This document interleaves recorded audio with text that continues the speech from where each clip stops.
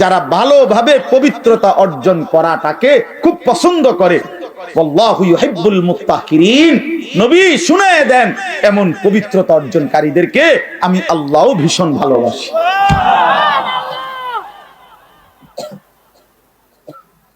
তোরে আল্লাহ ঘৃণা করে।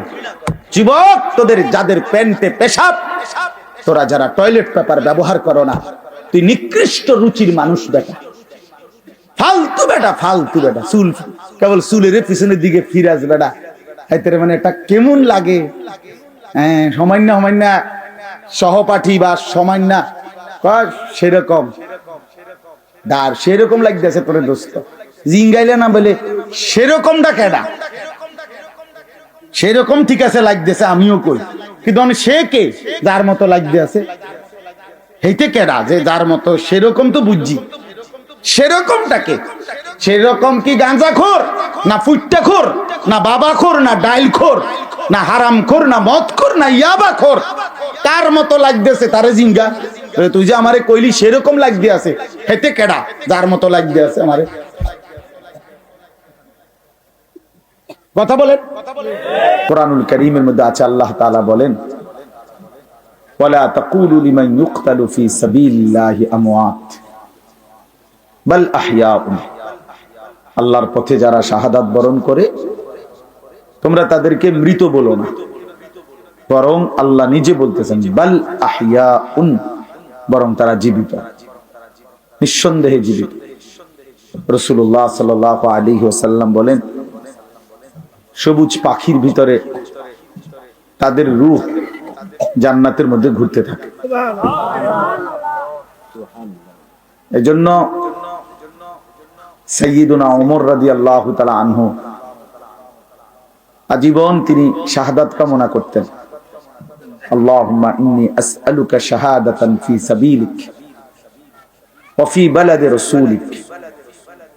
হযরত ওমর রাদিয়াল্লাহু তাআলা আনহু বলতেন যে, আল্লাহ, আমি আপনার কাছে শহীদি মরণ চাই এবং নবীর শহরে মরতে চাই, মদিনায়। আল্লাহ তাআলা ঠিক যেভাবে দোয়া করছেন আজীবন, ওইভাবেই আল্লাহ তাআলা ওনার দোয়া কবুল করছেন। উনি মদিনাতেই ইন্তেকাল করছেন এবং শাহাদাতের মৃত্যু। ফজরের নামাজের ইমামতি অবস্থা মসজিদে নববীতে প্রথম কাতারে উনি ইমামতি করতেছিলেন। একজন অগ্নিপূজক কাফের ছদ্মবেশে চাদর দিয়ে শরীর ঢেকে এই বেঈমান ফজরের নামাজের ইমামতি করতেছেন ওমর রাদিয়াল্লাহু তাআলা আনহু। এই সময় ওনার কোমরের মধ্যে ছুরি মারছে, 7-8টা ছুরির ঘাই দিছে। এই অবস্থায় তিনি রক্ত ঝরতে শুরু করছে।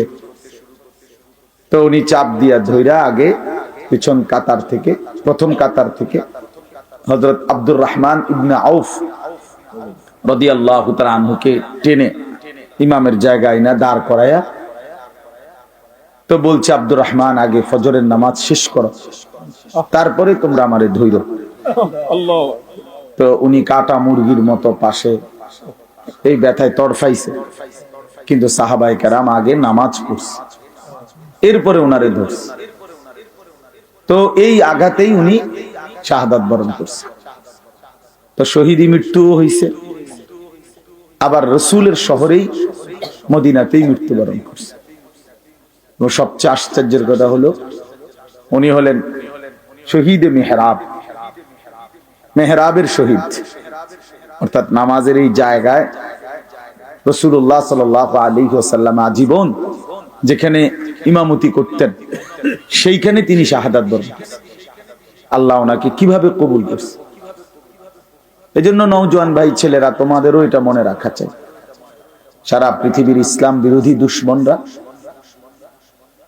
এই সারা বিশ্বের ইহুদি, খ্রিস্টান, মুনাফিক, নাস্তিক, মুরতাদ, ইসলাম বিদ্বেষীদের একটা বড় ষড়যন্ত্র, তাদের একটা বড় মেইন এজেন্ডা হলো সারা পৃথিবীর মুসলমানদের দিল থেকে জিহাদ ফি সাবিলিল্লাহ, আল্লাহর রাস্তায় জিহাদ এবং শাহাদাত, এই শব্দ যেন ভুলে যায়। ভোগ বিলাসিতা, দুনিয়া প্রীতি, দুনিয়া নিয়ে ব্যস্ত থাকা, এই অর্থ সম্পদ, বাড়ি ঘর, দালান, বিল্ডিং, খাট পালং, সোফা, ফার্নিচার, আর ছেলেপেলেরা মোবাইল, বন্ধুদের আড্ডা, খামখেয়ালি, মানে এর মধ্যেই ডুবে থাকুক, অসভ্যতার মধ্যে, দুনিয়া বাড়ানোর মধ্যে পড়ে থাকুক। এটা হলো বেঈমানের সমস্ত ষড়যন্ত্রের মূল। এজন্য সারা পৃথিবী জুড়ে তারা জিহাদ ফি সাবিলিল্লাহর বিরুদ্ধে, আল্লাহর রাস্তায় যুদ্ধ, এর বিরুদ্ধে জঙ্গি, উগ্রবাদী, টেরোরিস্ট, সন্ত্রাসী ইত্যাদি বহু কিছিমের অপপ্রচার করে লাগাতার অব্যাহত এই পরিমাণ বলতে থাকছে যে অনেক মুসলমান সাধারণ মানুষ পর্যন্ত এটাকে ভয় পাইতে শুরু করছে, যে জিহাদ বললেই আতঙ্ক, কিতাল বললেই আতঙ্ক। অথচ কোরআনুল কারীমের প্রায় 600-র চাইতে বেশি আয়াতের মধ্যে আল্লাহ তাআলা জিহাদ ফি সাবিলিল্লাহর কথা বলছেন। তাহলে এতগুলো আয়াতকে অস্বীকার করার কোন সুযোগ আছে? বলেন, কিভাবে অস্বীকার করে? কোরআনুল কারীমের একটি শব্দ কেউ যদি অস্বীকার করে তাহলে তো সে কাফের, সে তো বেঈমান। তাহলে কোরআনুল কারীমের মধ্যে আল্লাহ তাআলা বারবার এই কথা স্পষ্ট বলছে।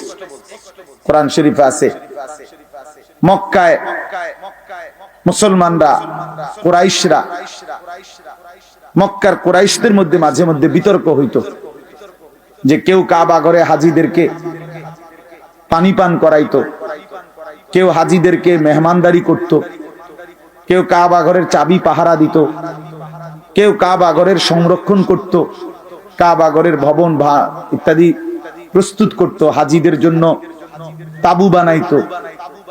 এই খেদমতকে অনেক বড় মনে করত। তো একদিন নিজেদের মধ্যে তারা বলতেছিল যে এইটা সবচেয়ে বড় কাজ।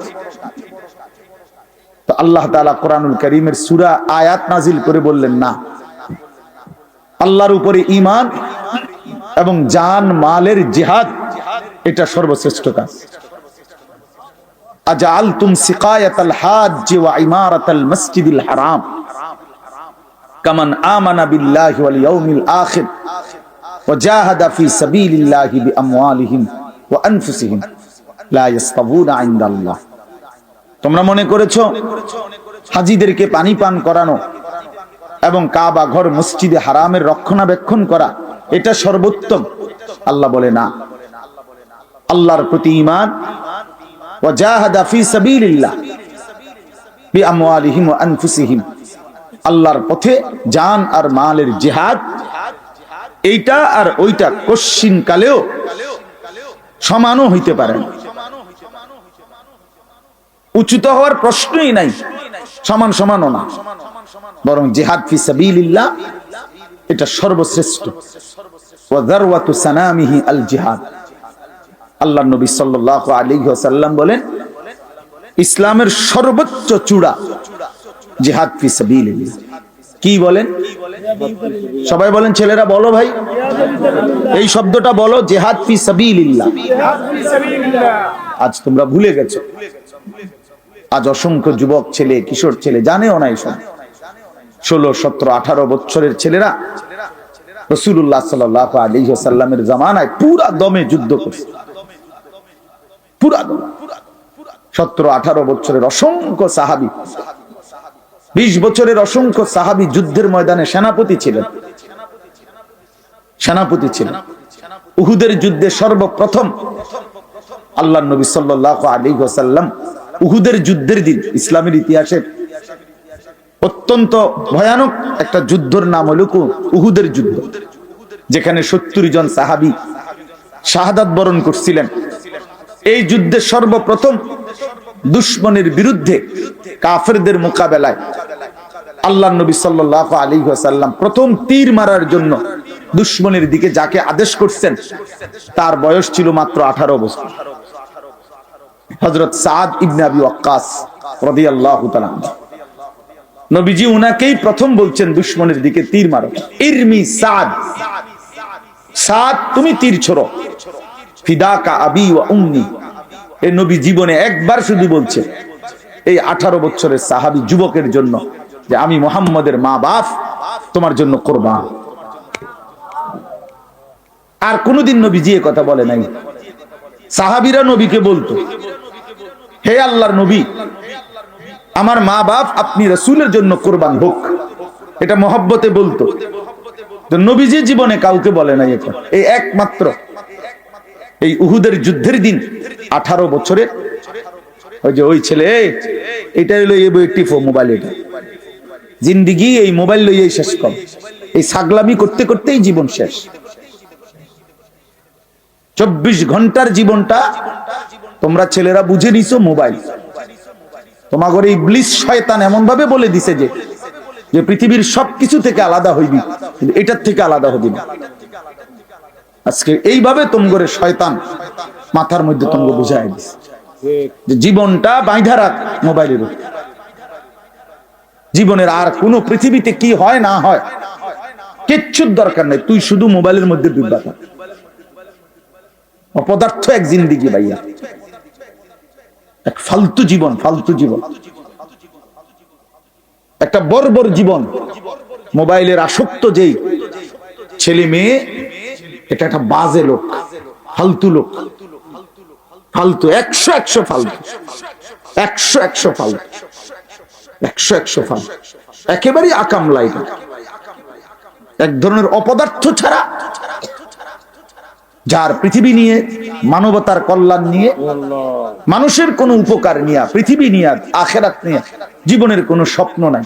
শাহওয়াত, শুধু শাহওয়াত, শুধু লজ্জাস্থানের একটা চাহিদা আছে, শাহওয়াত, এটা পূরণ কর। নারী, ছবি, নাচ, গান, উলঙ্গতা, অশ্লীলতা, বেহায়াপনা, অসভ্যতা, খালাস। এটা মজা পাইলাম, বেডি চাইলাম, সারা রাত উলঙ্গ দৃশ্য দেখলাম, জানোয়ারের মতো পড়ে থাকলাম শুইয়া। সকালে 8টা বাজুক 9টা বাজুক, যখন ঘুম ভাঙে, ঘুম ভাঙলে ফজরের নামাজ নাই, শরীর অপবিত্র, নাপাক, অসভ্য ছবি দেখতে দেখতে শরীর নাপাক হয়ে গেছে। এই অসভ্যতা, এই জানোয়ার মাতালের মতো পড়ে আছে খাটে। যখন ঘুম ভাঙে, ঘুম ভাঙলো, উঠলো তো উঠলো, নাস্তা খাইলো, আবার ছুটলো, আবার মোবাইল। আহাত, শরীরের পবিত্রতার খবর নাই, আখলাকের খবর নাই, নামাজেরও খবর। কি জীবন এটা! এই জীবনের চাইতে জানোয়ারের জীবন অনেক ভালো লাগে। জন্তু জানোয়ারও এর চাইতে আগে উঠে যায়, এর চাইতে আগে উঠে। একটা সুন্দর বাণী আছে, লেখা থাকে, দেখছি, ভোরের পাখি যদি তোমার আগেই জেগে যায় তাহলে তুমি ব্যর্থ। ভোরের পাখি যদি তোমার আগেই উঠে যায় তুমি ব্যর্থ। তোমার আগে উঠবে কেন? তুমি মানুষ, আশরাফুল মাখলুকাত, আল্লাহর সর্বশ্রেষ্ঠ সৃষ্টি, তুমি তো আগে উঠবার কথা। তোমরা এই কি জীবন বাছাই করে নিছো ছেলেরা? তোমরাই বলতে পারো বাবা, তোমার জন্য আমি আটকাবো না, আমার জন্য তুমি আটকাইবা না। কেউ কারোর জন্য আটকাবে না ছেলেরা, মনে রাখো। একদিন তোমার বাপ তোমার বাপের মতো করে কবরে চলে যাবে। এই যাই দৌড় ঝাঁপ করছে বেচারা কামাই করার, একদিন দেখবা তোমার রাইখা সে চলে গেছে।